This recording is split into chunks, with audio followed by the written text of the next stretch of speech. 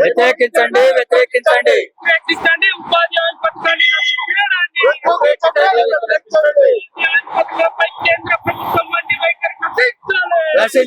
రక్షించాలి.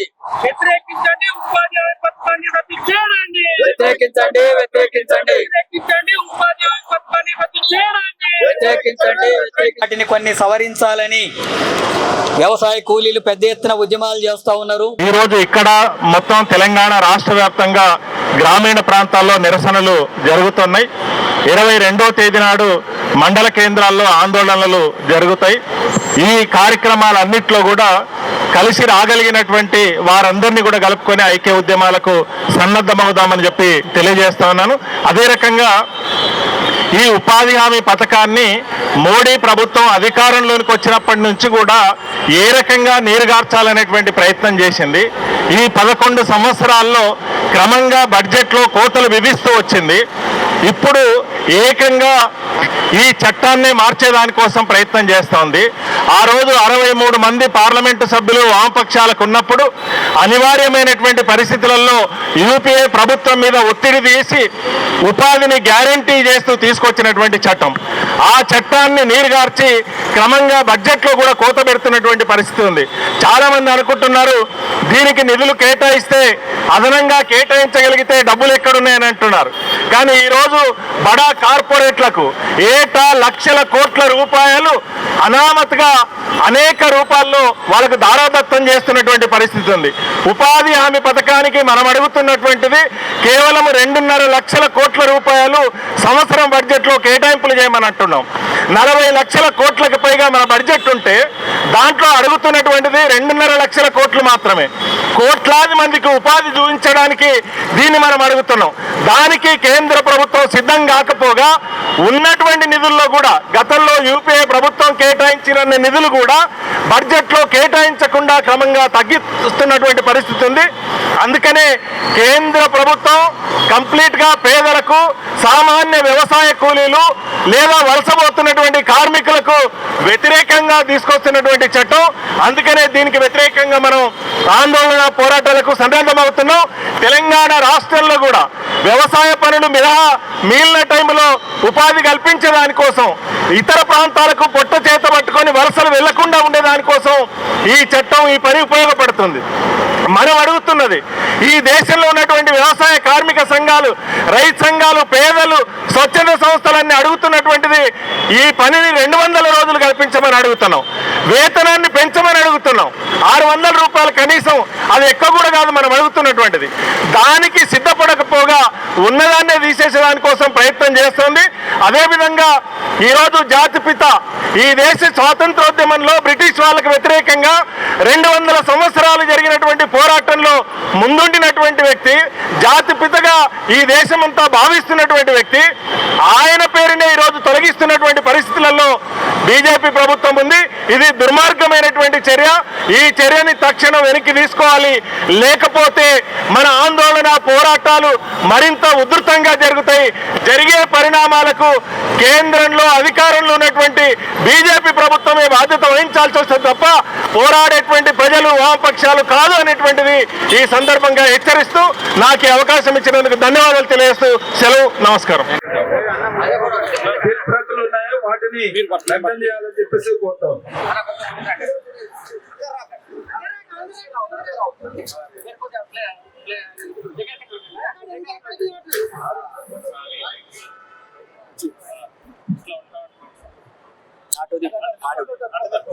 కనబడేది అటు పైకి లేపు పైకి లేపు కొద్దిగా కాపాడుకుందాం ఉపాధి హామీ చట్టాన్ని కాపాడుకుందాం కాపాడుకుందాం కాపాడుకుందాం ఉపాధి హామీ చట్టాన్ని యథావిధిగా కొనసాగాలి ఉపాధి హామీ చట్టం ఎవరాలు తల్లి కొనసాగాలి యథావిధిగా ఉపాధి హామీ చట్టాన్ని కొనసాగించాలి కొనసాగించాలి కొనసాగించాలి ఉపాధి హామీ చట్టాన్ని 200 రోజుల పని దినాలు కల్పించాలి కల్పించాలి కల్పించాలి 200 రోజుల పని దినాలు కల్పించాలి కల్పించాలి ఇవ్వాలి రోజు కూలి 700 రూపాయలు ఇవ్వాలి ఇవ్వాలి ఇవ్వాలి రోజు కూలి 700 రూపాయలు ఇవ్వాలి ఇవ్వాలి కల్పించాలి 200 రోజుల పని దినాలు కల్పించాలి కల్పించాలి మోడీ సర్కార్ నేను Sagar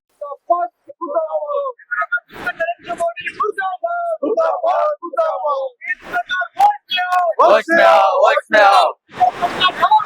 Down, down, down, down.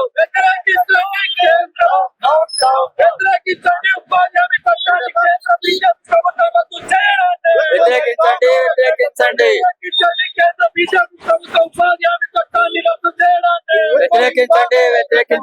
వ్యతిరేకించండి వ్యతిరేకించండి వ్యతిరేకించండి వ్యతిరేకించండి ఉపాధి హామీ పథకాన్ని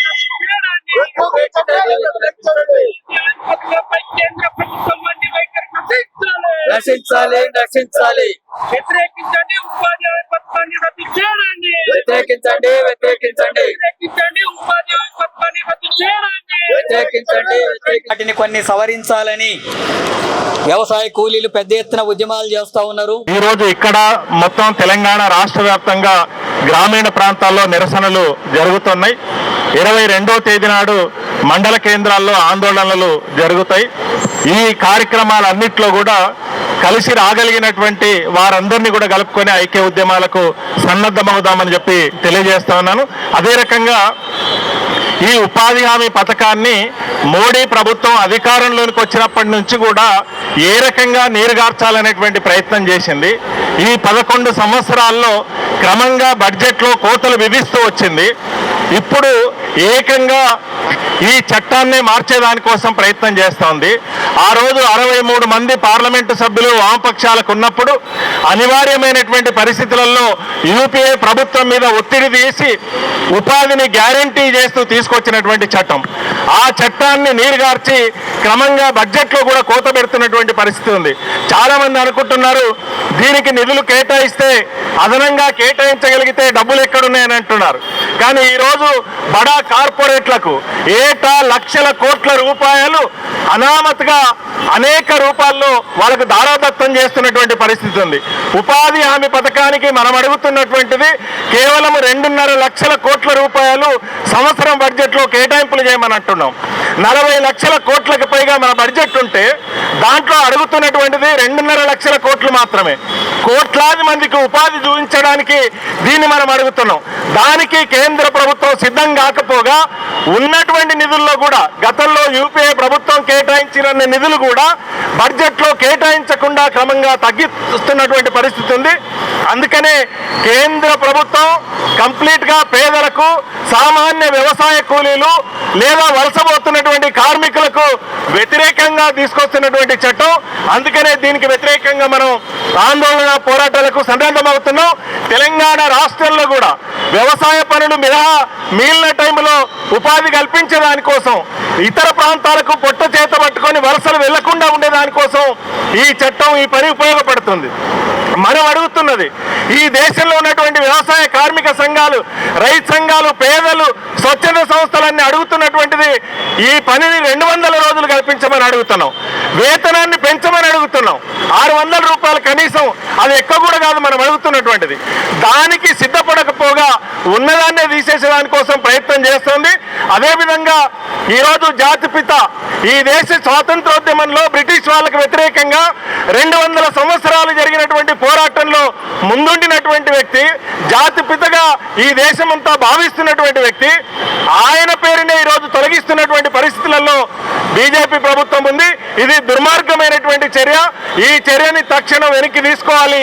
లేకపోతే మన ఆందోళన పోరాటాలు మరింత ఉధృతంగా జరుగుతాయి. జరిగే పరిణామాలకు కేంద్రంలో అధికారంలో ఉన్నటువంటి బీజేపీ ప్రభుత్వమే బాధ్యత వహించాల్సి వస్తుంది తప్ప పోరాడేటువంటి ప్రజలు వామపక్షాలు కాదు అనేటువంటిది ఈ సందర్భంగా హెచ్చరిస్తూ నాకు ఈ అవకాశం ఇచ్చినందుకు ధన్యవాదాలు తెలియజేస్తూ సెలవు. నమస్కారం. ప్రతులు ఉన్నాయో వాటిని లగ్నం చేయాలని చెప్పేసి కోరుతాం.